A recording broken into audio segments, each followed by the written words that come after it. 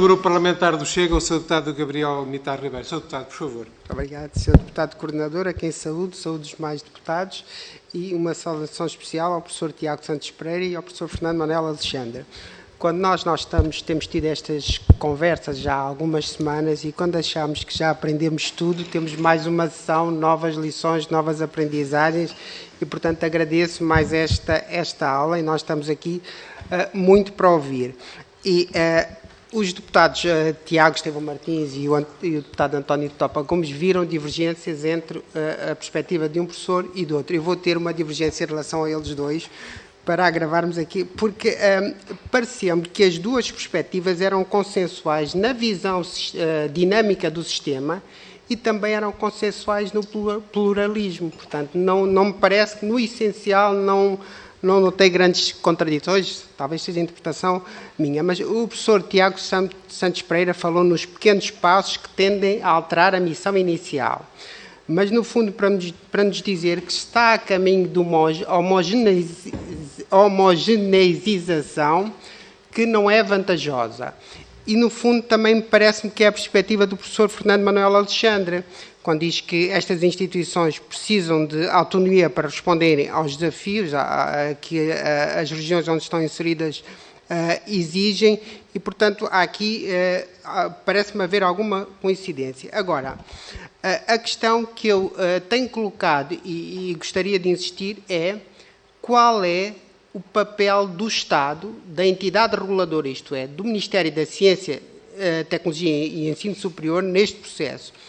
É que o discurso político tem um papel fundamental, talvez mais importante às vezes do que os aspectos técnicos ou legais com que nós lidamos.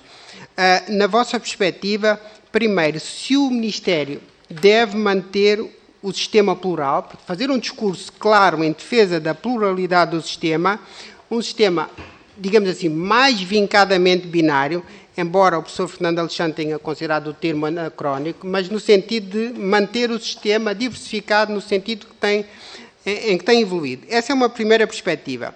Uma segunda perspectiva, se o Ministério deve propor uma fusão ou aproximação entre universidades e politécnicos, isto é, reduzir a diversidade do sistema, até porque há uma profusão de formações, doutoramentos, mestrados e licenciaturas que são dadas.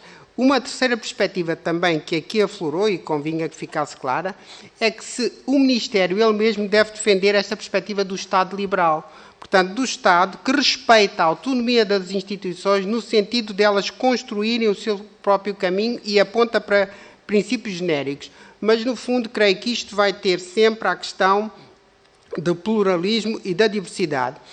E é claro que a perspectiva do professor Fernando Alexandre inclui aqui uma dimensão forte da autonomia. Portanto, saber o que é que pensam do papel do discurso político do Estado, do Ministério neste processo, qual é a orientação que deve ter. Agora, uma outra questão que gostaria de colocar, e teve a ver com a intervenção do professor Tiago Santos Pereira, tem a ver que o professor disse que a política financeira não favorece a distinção entre instituições.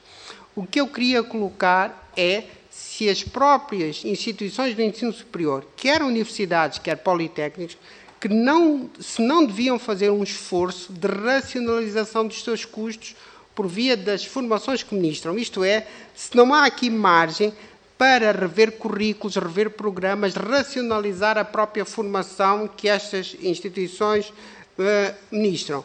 Agora, como ainda tenho tempo, há um terceiro aspecto que considerei também muito importante, foi quando o professor Tiago Santos Pereira fez a distinção entre investigação e inovação. Portanto, era um dos pormenores que aqui ainda não tinha sido referido.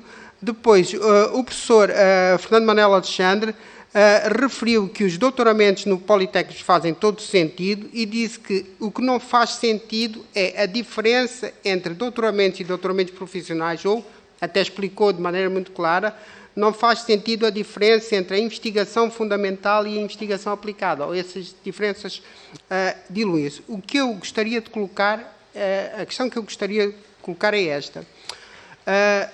Se este não é o momento para nós termos um debate académico profundo sobre as questões epistemológicas, isto é, Sabemos que as universidades estão em crise, o ensino superior está em crise. E quando o ensino superior está em crise, essa crise é sempre uma crise de conhecimento. E a crise do conhecimento resolve-se com debates epistemológicos. Se este não é o momento de se propor, de se avançar para um debate sobre uma tradição de conhecimento mais teórica ou abstrata e uma tradição mais empírica, mais aplicada, mais prática, introduzida nas últimas décadas pelo ensino politécnico. Portanto, nós não devíamos aproveitar este momento para essa grande discussão. Eu tinha mais uma questão, mas já excedi o meu tempo. Obrigado. Muito obrigado.